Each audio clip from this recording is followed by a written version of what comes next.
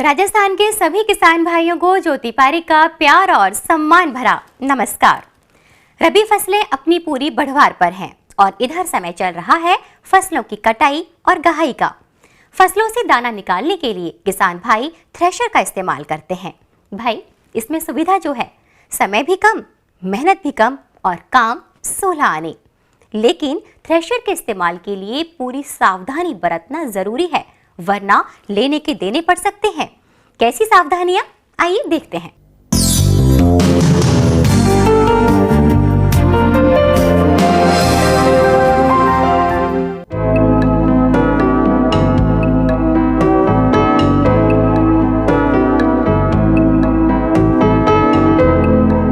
Thresher का प्रचलन आजकल बढ़ने लगा है। थ्रेशर से गहाई करने पर कम समय और मेहनत में अधिक अनाज निकाला जा सकता है। घर के लोग ही मिलकर गहाई का काम पूरा कर सकते हैं।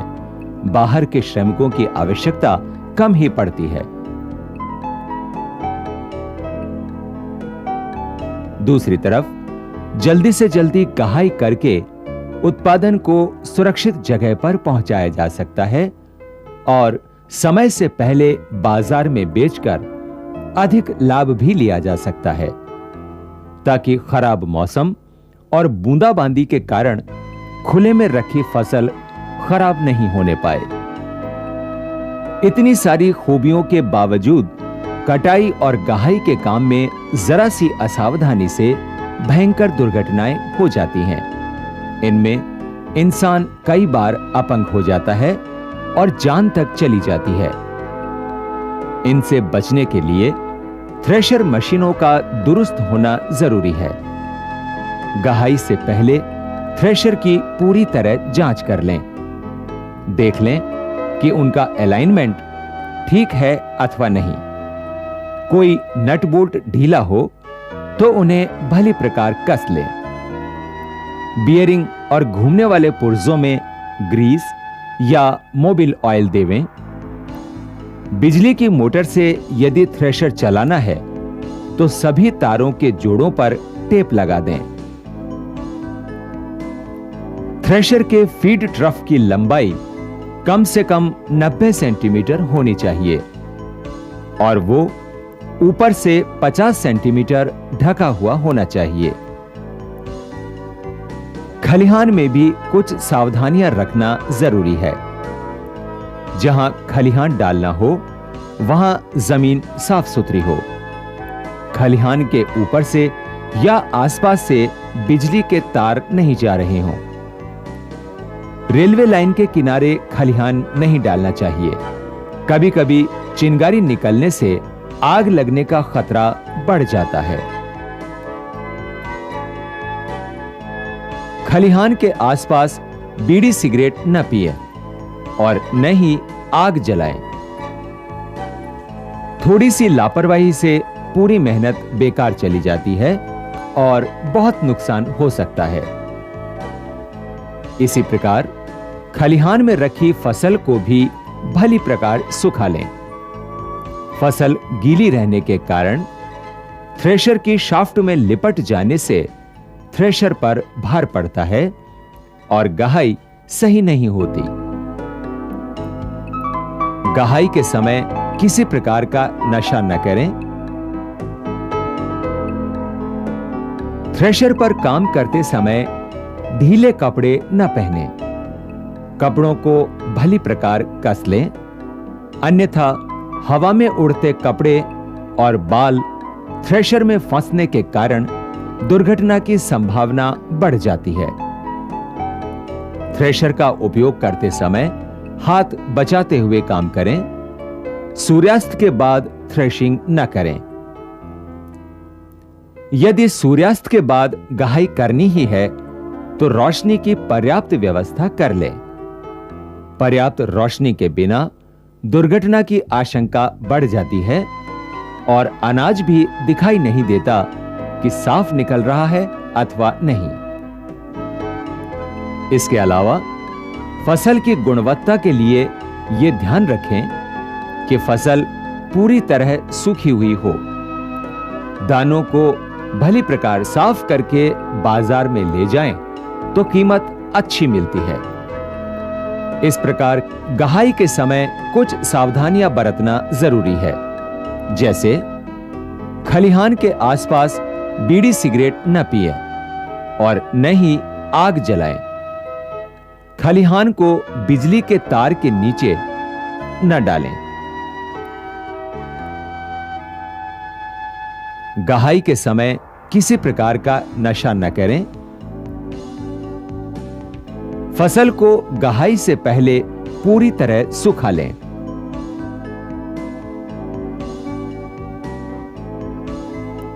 ढीले कपड़े न पहने। फीड ट्रफ में पूले डालते समय हाथों को बचाकर काम करें। मशीनों में ग्रीस आदि देकर उनके नट बोल्ट कस दें।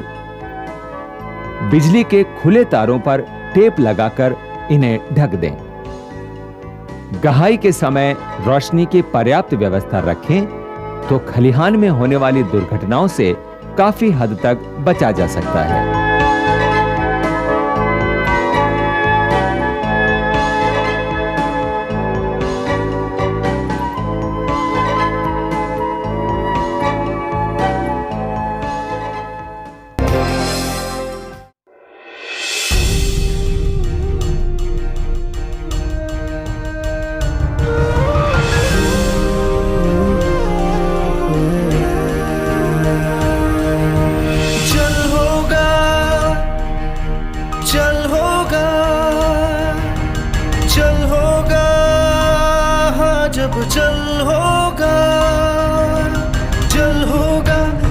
सच सपने आँखों में तो खिलेगा यूं बचपन बाहों में, हर दिल यूं ही खुश होगा।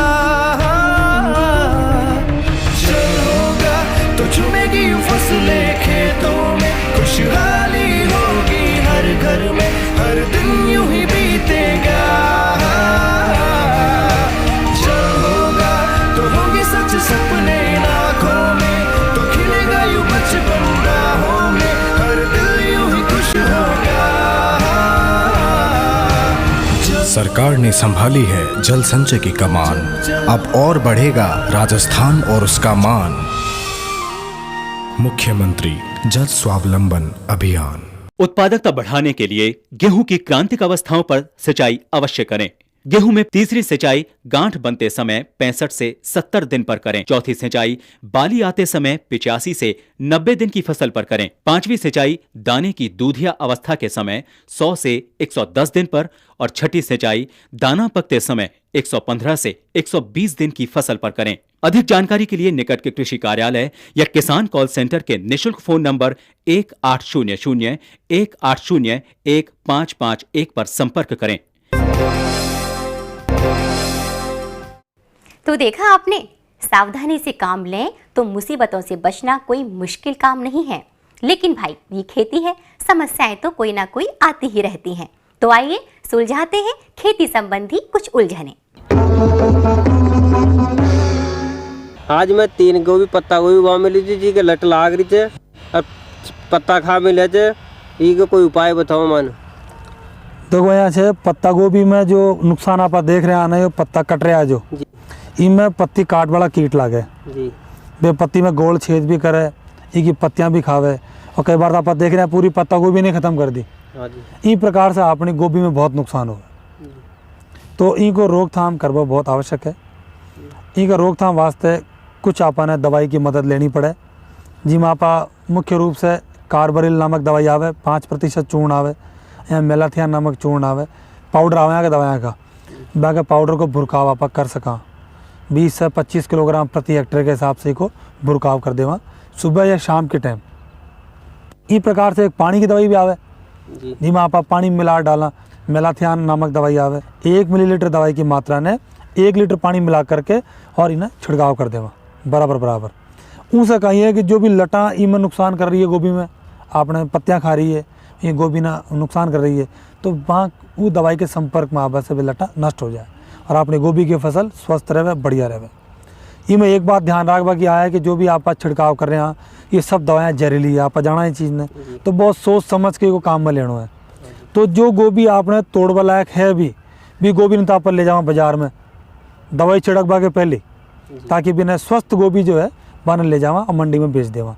और जो आप छिड़काव कर देवा दवाई को छिड़काव करें पीछे कहिए कि जो जहरीलो प्रभाव पौधा पर आवे वो कुछ समय तक रहे पौधा के ऊपर, तो आप कम से कम 7 दिन को अंतर रखा, ताकि 7 दिन में कहिए कि जो दवा पर डाली है गोभी में इन लटा न मारवा वास्ते वे दवा निष्क्रिय हो जाए, वहाँ को जहरीलोपन खत्म हो जाए और एक पीछे आप वहाँ तोड़ करके मंडी में लेट जावा। अभी 2.5-3 बीघा बालोल की फली लगा रखी है, यहाँ में लट की बीमारी है, देख रहे हो लट, हाँ लट की बीमारी है। कोई ऐसी दवाई बताओ जो हमारी फसल बच सके। ये लट का प्रकोप ज़्यादा हुआ है। आ लट कहीं करे कि फली में से छेद कर ही अंदर चली जावे और बालोड़ का दाना जो है भी न खावे और इस प्रकार से अपनी फसल ने नुकसान पहुँचावे। तो इनको रोकथाम बहुत ज़रूरी है।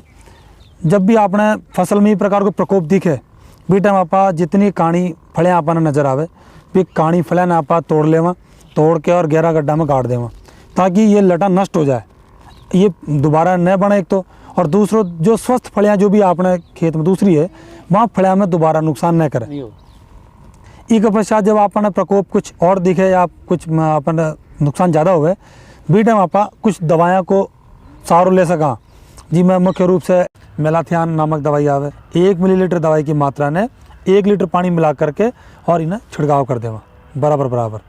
और छिड़काव ध्यान रखा कि सुबह या शाम के टाइम करा, ताकि भी टाइम हवा की कम चले और जो अपना लाभदायक कीट है वे भी कम रहे सुबह शाम के टाइम, तो भी को छिड़काव करा। और एक पश्चात आप एक बात और ध्यान रखा कि जब भी आपने तोड़ाई करनी है बालोड़ की तो तोड़ाई पहले कर लेवा भी के पीछे आप छिड़काव करा, और छिड़काव करा के कम से कम 7 दिन को अंतर रखा आप भी के पीछे आप दोबारा तोड़ा, ताकि 7 दिन के अंदर जो भी दवाई आप छिड़की है भी को दुष्प्रभाव जो भी है, जो भी को नुकसानदायक भाग है अपनी फसल में आयो है वो निष्क्रिय हो जावे, वो ख़त्म हो जाए और जी के पाँच आप मंडी में बेचा, ताकि जो अपना साथी वो खावे भी न तो वहाँ का कोई शरीर नुकसान न पहुँचावे और स्वस्थ उपज वहाँ पहुँचे। उलझने तो सुलझ गई, अब बारी है खेतों में किए जाने वाले कामकाज की।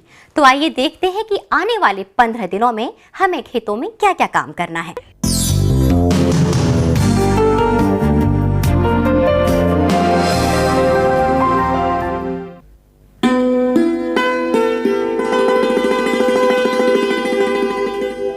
तापमान बढ़ रहा है और इधर समय चल रहा है गेहूं और जौ की फसल में सिंचाई का। गेहूं की फसल में दूधिया अवस्था पर सिंचाई अवश्य करें। इस अवस्था में सिंचाई न की जाए तो पैदावार कम हो जाती है। जौ की फसल में भी दाने पकते समय सिंचाई अवश्य करें। गेहूं और जौ की फसल में बीज बनने से पहले खरपतवार और रोगग्रस्त पौधों को निकालकर नष्ट कर दें।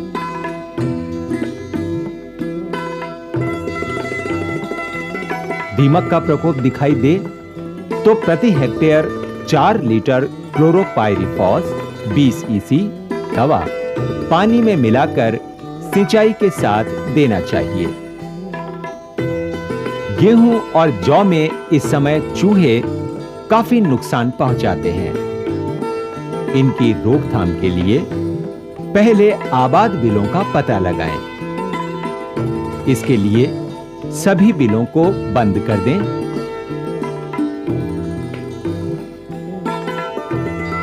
अगले 2-3 दिन खुले हुए बिलों के पास बिना विष मिली आटे की गोलियां रखें।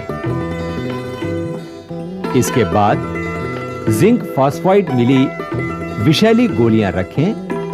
इन्हें खाकर चूहे मर जाएंगे। मरे हुए चूहों को गाड़ दें। ग्रीष्मकालीन मूंग की बुआई के लिए मूंग की K851, RMG 62, PDM 11 किस्म अच्छी रहती है। बुआई से पहले बीजोपचार करना न भूलें। प्रति किलो बीज को 3 ग्राम थायरम या कार्बेंडेजिम और उसके बाद राइजोबियम कल्चर से उपचारित करना ठीक रहता है। सब्जियां उगाने वाले किसानों के लिए समय चल रहा है ग्रीष्मकालीन सब्जियों की बुआई का। उन्नत किस्मों में हैं लौकी की पूसा समर, प्रोलिफिक लौंग, पूसा मंजरी, पूसा नवीन, पूसा मेघदूत और अर्का बहार, कद्दू की पूसा विश्वास, पूसा अलंकार और अर्का चंदन, तरबूज की शुगर बेबी, आसाही यामेटो, दुर्गापुरा मीठा, दुर्गापुरा केसर और मधु, खरबूजे की दुर्गापुरा मधु, हरा मधु, पूसा मधुरस और पंजाब हाइब्रिड, करेले की पूसा दो मौसमी, अर्का हरित, पूसा विशेष और कोयंबटूर लौंग, टिंडे की बीकानेरी ग्रीन, अर्का टिंडा और लुधियाना, ककड़ी की लखनऊ अगेती और अर्का शीतल। बुआई से पहले बीज को 2 ग्राम बावस्टिन से उपचारित करना न भूलें। किसान भाइयों की मेहनत रंग लाई है और खेतों में भरपूर फसल लहलहा रही है। तो इसी खुशी में आइए देखते हैं एक लोक नृत्य।